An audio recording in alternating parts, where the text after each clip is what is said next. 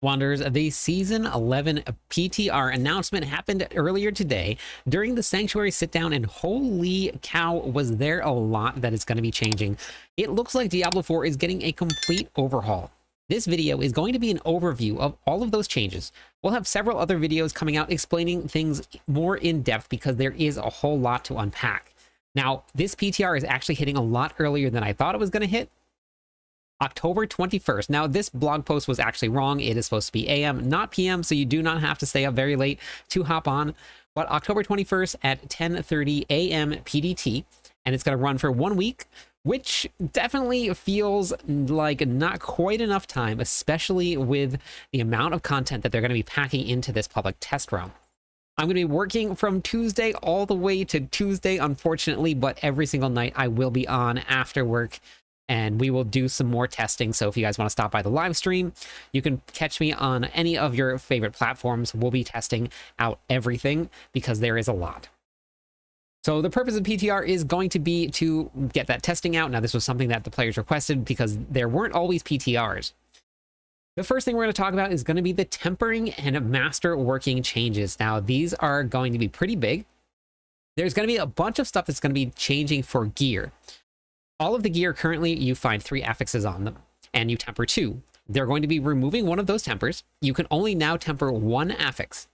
That affix that you temper on, you can choose which one out of all of the recipes you want to put onto that piece of gear.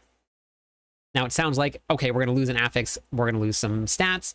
You're actually going to have 4 inherent affixes on a piece of gear instead of 3. So you're going to have the same amount of affixes, but you'll only be able to temper 1 of those affixes. Now, there will be no more chancing what you get, so that bricking mechanic of the game is going to be taken out. Masterworking itself is going to be changing as well. Masterworking is going to increase the quality of your gear. Now, that's going to go from rank 1 to rank 20. Once you get to rank 20, it is done. You don't have to constantly reset and then go back and then go reset and then go back.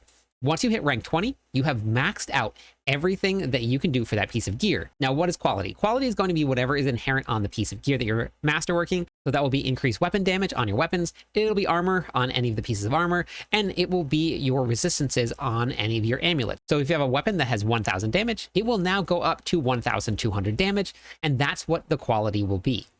Then once you hit maximum ranks, which is going to be 20, you're going to roll a capstone bonus. Now, that capstone bonus is going to give a random GA affix to a piece of gear.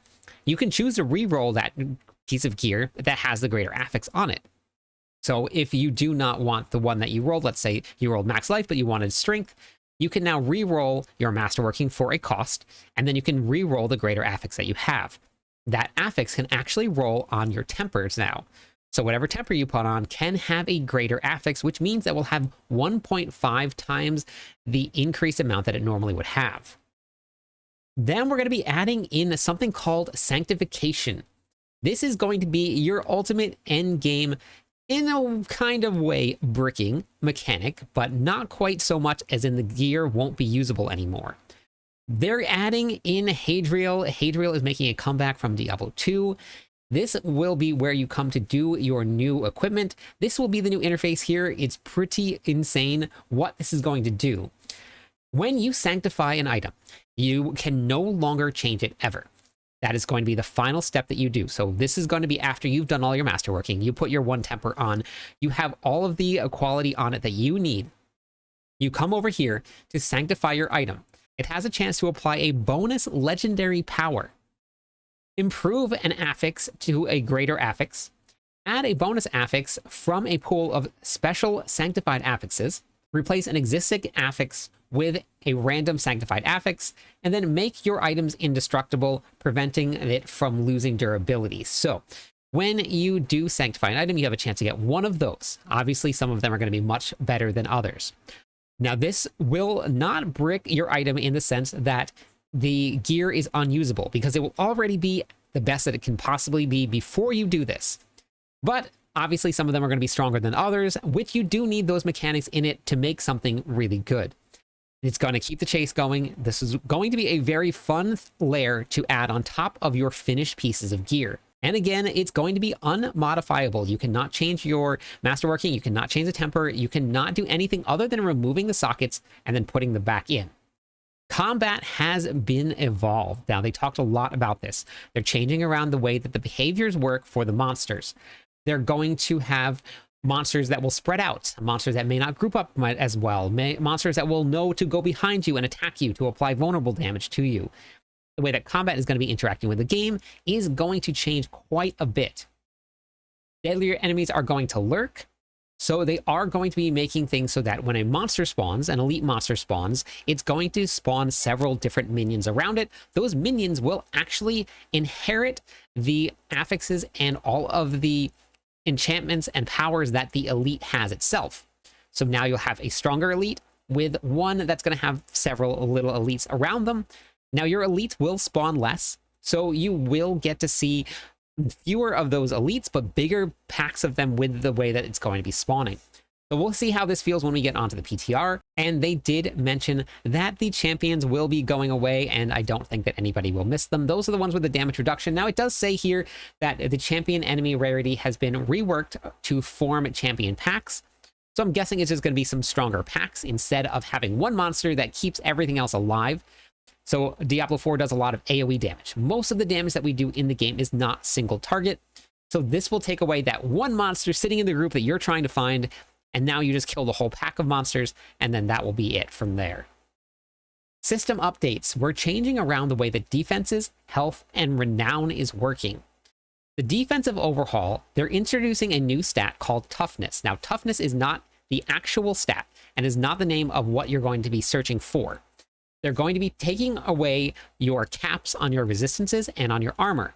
Now you can basically scale everything up infinitely, and we'll never get to 100% because it does have diminishing returns. However, armor will now reduce all of the damage taken, both physical and non-physical. Now that is a really big change.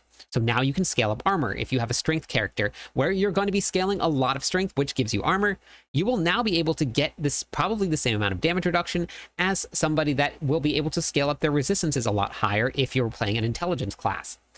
They're changing around the way that all of the damage reduction on Tuesdays are going to work. They're removing things like damage reduction from bleeding enemies, damage reduction from vulnerable enemies, damage reduction from crowd control enemies. Those are all going to be your regular damage reduction. The Paragon boards are being reworked, gear is being reworked. So there's a lot of really different changes here. Now, during the interview, the question was asked, the caps on all of the resistances and armor was actually really well received, so why are we changing it? The way that it was working with monster damage is that sometimes with the way that the caps were set up, if they tried to scale up damage a little bit, a class that had maybe 4,000 life might end up getting one shot against a class that has 50,000 life. So they had a lot less options of scaling damage up, and this will open up a whole lot of avenues for them to tweak and keep characters alive that may have actually not been alive while still being able to ramp up some difficulty, which it seems like they're going to be trying to do in this season here. So toughness, unfortunately, is going to be displayed right underneath attack power, which if you're watching this video, please ignore attack power. It is not a great way to indicate how strong your character is. Yes, it goes up as your character gets stronger. That will inherently happen. But if you're building off of attack power, please ignore it. I have a video on that if you guys want to watch it, but it's definitely not a stat you want to do. Toughness is going to summarize the value of your defenses. Now, it's the average value of each defensive type that you have. Hovering over the value will give you a detailed view of how effective your defenses are against each specific damage type. This is really good. It's going to give you something that will have a way for you to measure how much damage against everything you have altogether. So again, toughness is not a stat. It is just a way of you seeing all of your defenses in one spot together. Healing updates, the potions are changing, and they're changing in a big way. They're removing the upgrade. The potion will now always just heal you for 35% of your life instantly. They're removing all the extra potions that you got from Renown, so you will now only have 4 potions all of the time. Your potions will actually regenerate over time, as well as you'll still be able to pick them up. So if you're running in between monsters and you had just used all of your potions, you will regenerate them once every 30 seconds. So that is actually a really great change. If you're running between packs and you just narrowly escaped, that's going to be really great for you. They're going to be increasing the value of life regeneration, life on kill, and healing percent to be made readily available. So you're going to be able to keep yourself alive through other methods here. Fortify is being redesigned. So to work in tandem with the healing potions changes, Fortify is shifting from a damage reduction type to an additional reservoir of life that drains to heal you over time. You no longer have to match your life with the amount of Fortify that you have to be considered Fortify. Just whatever you have reached as your Fortify compared to your life, it will now use that life pool to heal you over time to help keep you alive. So Fortify will be changing, but with some really great changes. We're going to be seeing a brand new lesser evil brought back. We are going to be looking at Azmodan is going to be hitting the scene as a world boss, and on the seasonal realm, he will be a open world boss fight that you can do, and you can summon him. Anybody can join in with you. Anybody can bring their tributes to summon him. It is very cool the way that it's going to work. And they're also going to be interacting with the other lesser evils in the game. Duriel and Dariel and Belial will all play a part in how you summon him. They will all have new seasonal mechanics that will drop specific loot tables. And you can bring those loot tables straight to this open world fight, summon them, and let everybody fight this. He will also be, as I said, a world boss that will be permanently in the game. This is a brand new world boss that we're finally going to be seeing, so we're pretty excited to see that. So we talked about Azmodan coming in. Now Duriel is branching out of his lair. Duriel will now be in Hell Tides just for the season and just on the seasonal realm. Instead of the Blood Maiden, you will now be able to spawn Duriel. The entire Hell Tides map will be Duriel themed. Maggots are going to be raining out of the sky. As you do this, this is how you're going to get all of the stuff that you're going to need to open and unlock your heavenly gifts. And we'll talk about that in just a little bit. We're also going to see Belial hitting the pits.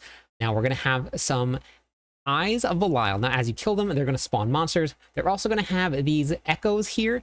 These will spawn a whole bunch of mimics of all of the other monsters in there. And they will also count towards the progress bar in the pits. So this is actually a really great change. It should help your pit runs possibly go a little bit faster. Andariel will be hitting the Karast Undercity. Now this is going to be a really great way to get some of your enchanting mats this season and obols. So killing all of these enemies from their respected lesser evils is going to grant your divine favor. Now the divine favor is going to be here for your divine gifts. You're going to have two different types of gift. You're going to have your purified, and then you're going to have your corrupt on the outside. Your purified will give you a first little bonus to whatever specific activity you're doing, and then your corrupted ones will make them a little bit more difficult. If you look here, when you corrupt this, the pangs of Duriel ambush you more often and have a 100% chance to shatter barriers or fortify life with their attacks. So you will no longer have barrier, and you will no longer have fortify if you get hit by any of these attacks. So you're going to have to pick and choose what you want to put in, because you do not have to put in this Essence of Pain here to get the corrupted version of it.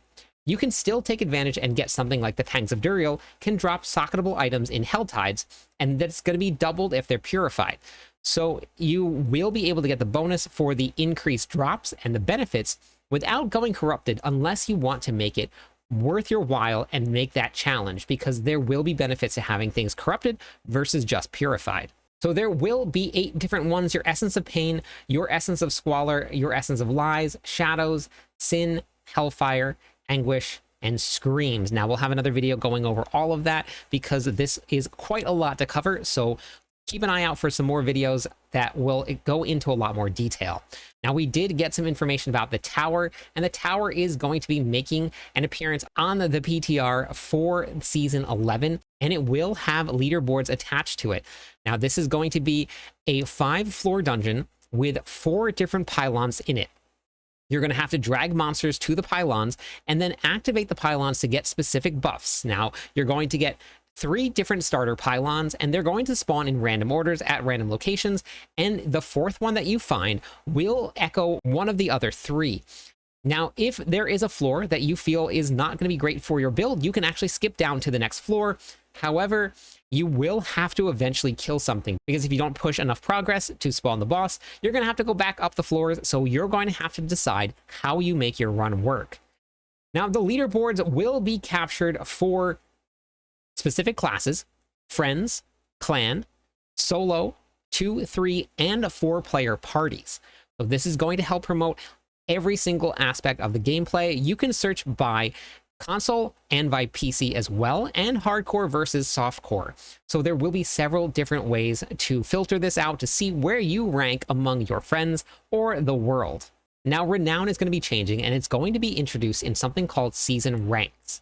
As you progress through the game, you're going to earn your skill points and you're going to earn your renown points by completing specific objectives in your seasonal journey, which you would have already done as it was going anyway. You will no longer start with 12 skill points at the very beginning. You're going to start with 0, and you're going to have to earn those as you start to level up. As you complete specific things like a capstone dungeon that's going to be coming, you will unlock those extra skill points. Now, this will only be changing for the seasonal realm. On the eternal realm, you will still be able to have all of the renown completed at all times. The capstone dungeons will have specific levels that is suggested, and they will not increase with your character's level. That means at level 1, if you wanted to walk into the Torrid Menagerie, you could, but you would definitely die. But if you waited until you were level 50 and you went back in, the monsters would seem nice and easy. It's going to be completely up to you what you want to do. Now, it does show that these have specific tiers in them, so I'm assuming that you're going to have to be on normal in order to complete this one here. You're going to have to be on expert in order to complete this one, and so on and so forth. Now, it does not go into Torment 4, so for anybody that is worried that this will be locked behind Torment 4, you do not have to worry. They're going to cap it out at Torment 3. We're going to see what the damage feels like when we go into this new season with the changes in Masterworking and Tempering. So we'll find out how hard it is to actually make it into Torment 4 now. There were unique items added in, and it was one for every single class. The Barbarians got new pants. The Druids got some new boots. The Rogues here are getting some new pants as well. The Necromancer is getting a new mace, and the Sorks are getting what appears to be an incredibly overpowered one-handed mace. Then your Spiritborns are going to be getting some unique boots as well. So the point of the PTR is to provide feedback, so make sure that is going to be the priority. Don't just hop on and play and then just hop off and then don't give any feedback on your experience. You can go right to the PTR forums right here. This will be a great place for you. You're just going to scroll down, go to the PTR feedback. You can give your feedback here, and then you can also report some PTR bugs. That is going to be incredibly important. When you're in the game, you can also provide feedback by hitting escape, and it'll say report bug right on the bottom of the escape menu. Now, that's not all. Now, it did go on down into a whole bunch of patch notes that are becoming for some of the class changes, but that will be for another video. That is all I got for you today. Let me know in the comments what you think about all of the changes that are being proposed. Now, remember, this is not final. So there will be a lot changing. They're doing the PTR this early because they want to make sure that they have enough time to react to the feedback and make changes appropriate to hitting season 11. So hopefully you found this video helpful. If you did, make sure you share it with your friends. Thank you everybody for watching. I'm live every night. I'd love it if you stopped by, said hi, theory crafted with me. Catch you on the clip side.